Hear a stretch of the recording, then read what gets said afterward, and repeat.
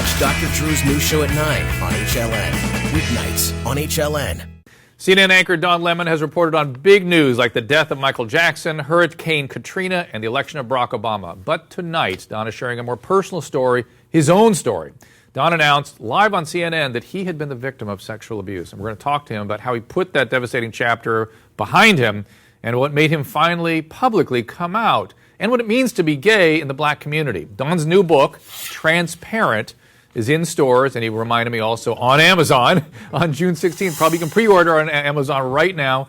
And Don, welcome to the program. It's good to see you again. I do appreciate you coming in. Thank you. It's good to see you again. People don't know that Don and I were sort of positioned on the Larry King set one night while he was interviewing. He was Michael Jackson. He was at Neverland Ranch with Jermaine, and we were here just in case. In case there was a mechanical failure of some type, and we could just kind of go on with the conversation. We became best friends, yes. We did. And I'm inspired by you and this story. What made you decide to want to come out publicly? Well, really, the book was a catalyst. Someone approached me to write a book, Dr. Drew, and I said, I went back and forth. It was supposed to be a book about how to be successful. And I said, there are enough of these books around. And as I started writing, I started writing about my childhood. I started writing about the abuse. And then it got to the point where, how do I talk about this sexuality thing or not talk about it? Do I dance around it?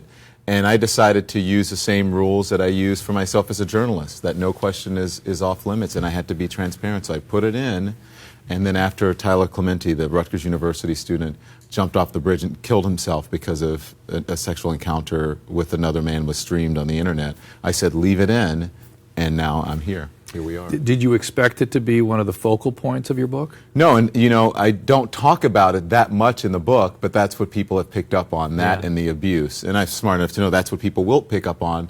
And since people have picked up on it, and I have the opportunity to talk about it, I may as well talk about it and own it, right? Oh, I totally get it. Now, being gay and being African American has special significance, and being public. Yeah.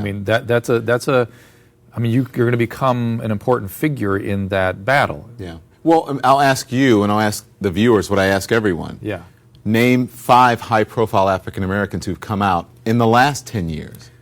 It's unusual. And who, I'll give you one, and I usually say I'll give you one, and it's Wanda Sykes, who's an entertainer, a comedian, and who's a woman. Very brave, but it's also quite different for a man, especially a black man. Well, it's so hidden in the African American community that the CDC, for instance, had to develop a separate category called men who have sex with men, not gay. Yeah, yes. But, it's prevalent in every community, but for the black community, it seems to be more hidden, and they call it the down low and that sort of thing, which is a game that I've never played. It's because of the culture. I guess it's probably the vestiges of slavery, racism, segregation, and all of that we need to talk about as a group. And people will say, oh, you're throwing African Americans under the bus by airing dirty laundry. I'm not. How would you be? How would that be? Well, first of all, they forget I am black. I think there's something to that. And I live in this skin. But no, I'm not. We need to talk about those things. You know, as a psychologist, that we need to, in order to heal anything or fix anything, you have to talk about it. You have to get it in the open. Well, and I've noticed that the African American, I don't even know what terminology is anymore these days. Except black. African American, black. Same. Yes. Okay. In the black community, I've noticed that there's generally a little bit of distrust of sort of mental health treatment, right. and you kind of any personal matters are kept personal. Yeah. Isn't that generally the case? So this is part of that whole spectrum. It's part of that, but it's also the church is a big part of it as well, because you are taught that whatever problems you have. I remember when I was going to go to therapy as a young man. Did you go? Yes, okay. Of course. Talk about yes, that in a minute. I did. Yes. Well, that's why you seem so at ease with all this. Yes. And that doesn't come easily. Yes. No, it doesn't. Okay. And a lot of that has to do with therapy. But people will say, you don't need therapy. Go to church. Talk to your pastor, talk to God, and you will be fixed, you will be healed. I wish that were enough. Yes. It's very helpful. Yes. But it's not enough. It's not enough. Does the African American clergy understand that, or they resist that as well? Well, I think that they're starting to come around, but they're still big. Let me say this: it's not all African Americans, it's not all churches, sure, but it's a big part. There's enough of people who believe that way, enough people who believe that way and who act that way, that it is an issue and it is a problem. And people believe that you can pray the gay away, that it is a choice. We've done shows about that. And you already know. And even I write about as a kid, even kids know way more than you think they know. And I remember saying my prayers as someone who went to Catholic school, who grew up Baptist, who studied with a Jehovah's Witness partner, a Bible partner. I knew enough about the Bible as a kid and about scriptures and about doctrine and all of that, so I would say my prayers and then silently I would pray that I would change and not have crushes on boys. I didn't know what it was because I was a kid, so I didn't sexualize it. But you know that you're different, right? But you don't know what it is when you hear people around you saying you're going to go to hell and that it's bad. That makes that really. And so I would pray. I try to pray up until I was an adult. I've heard this story over and over again.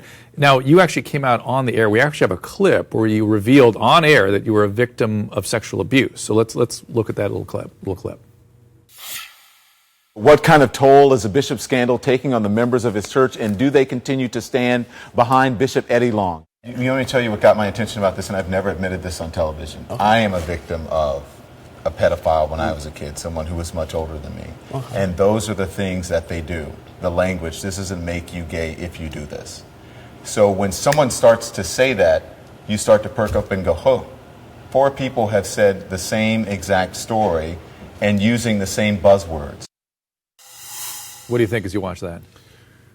I think that I'm glad that I said it, and I think it was tough to hear because I was living it as I'm living this interview, and I'm talking to you. I'm aware that the cameras are there. I'm not stupid, and I'm aware that there are people in the studio. But when I'm talking to you, I'm talking to you. Yeah. And I was talking to those kids who said, "Well, the bishop isn't a pedophile. The bishop isn't an abuser, and let's hope he's not." Yeah. And that's no judgment on the bishop whether he's guilty or innocent, but people aren't always who they present themselves to be in public. No one walks around with an A on their forehead for abuser or a P for pedophile or M for molester. And so you have to be aware of your preacher, your uncle, your older brother, the man down the street. You have to be aware of those things, and you can't be that naive. Can you speak to the anger I see just behind your eyes there? About?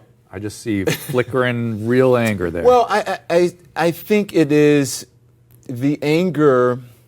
And I don't know if it's anger or if it's just that I feel some angst about it, because it's still really tough to talk about.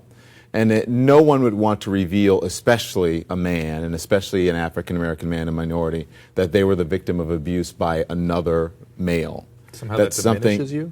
You feel somehow it diminishes you because of what people are going to think about you. And as a child, you think that it was something that you brought upon yourself. I think it's the residual of that. Yeah. I think people are going to admire you for being so honest because it's such a common problem. But here's what I have to say. If we don't talk about it, it's child abuse by not talking about it. Agreed. If we tell people there's something wrong with them, it's child abuse. And as long as we don't address it, it will never be corrected. I have 30 seconds. How's your mom feel about this? 30 seconds. It's about everything, all of it. The whole it's situation. Tough. I know the importance of mom. It's tough because she's having to deal with her family and people who love and watching me on television. But she supports me 100%. But it's tough for her. Well, she definitely supports me. All right, now Don's book is called Transparent. I want you to look at it here. Get me this camera. There we go. See it? Be out in June. Pre-order on Amazon. Right, Don?